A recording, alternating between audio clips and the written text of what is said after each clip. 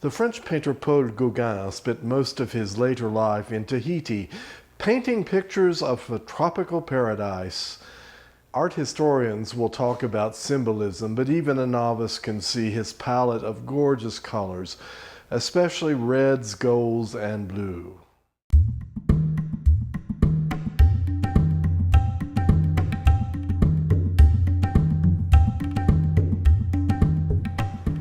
Meanwhile, on Gilligan's Island, in the 1960s sitcom, 7 castaways were stranded in paradise. They wanted to get back to civilization, but with all the beautiful fish and the seafood and the lobster and exotic fruits, not to mention an evidently inexhaustible supply of champagne provided by the Howells, who would want to leave? The traditional Tahitian vanilla and coconut sauce begins with a Tahitian vanilla bean. I've scraped it out there, as you can see, and I put the bean in. The next thing, and every single recipe agrees, that you put rum in with it. So I put some rum in, and now I've got to boil this down. I wanted to say that rum is very interesting because being from the United States, I grew up with Puerto Rican rum, but when I was living in France, it was, of course, from Martinique, and it has a very different flavor. I prefer the Puerto Rican. I don't know what Tahitian rum is like, but anyway, here we go. Once the rum has evaporated, you're left with pretty much that.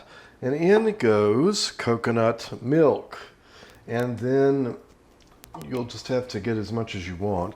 And then an equal portion of heavy cream. This now needs to reduce down. This sauce normally goes with shrimp, however, I'm going to do it with lobster today. This sauce is now reduced by about half. It's just beautiful. I want to see what it tastes like.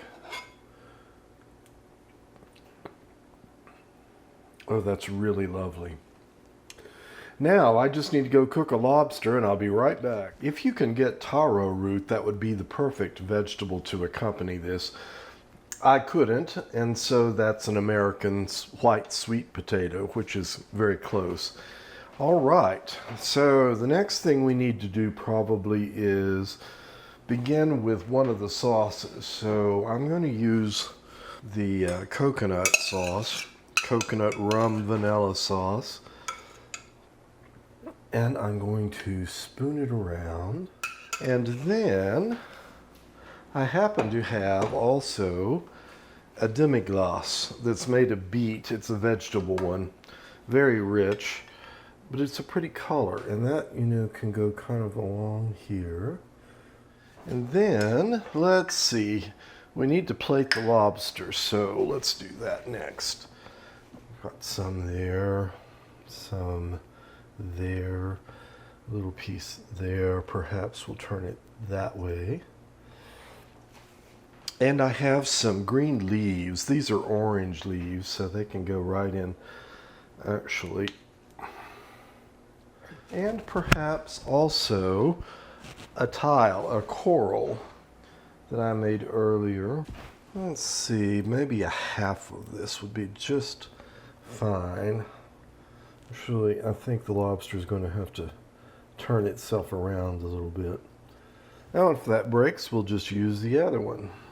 And maybe just a little bit of bear grass to give it more tropical. I think that's a little bit too high. Let's do that much. And now here's the part that would make Lovey Howells swoon. I'm going to use lobster roe. And notice that I'm using a plastic spoon to do this. That's for a reason. Metal will cause it to change the flavor and it won't be good. Let's see, maybe a little bit more over here. And there it is. This is a feast worthy of Gilligan's Island and Tahiti. Just sit right back and you'll hear a tale of a fateful trip that started from this tropic port aboard this tiny ship. The mate was a mighty sailing man, the skipper brave and sure.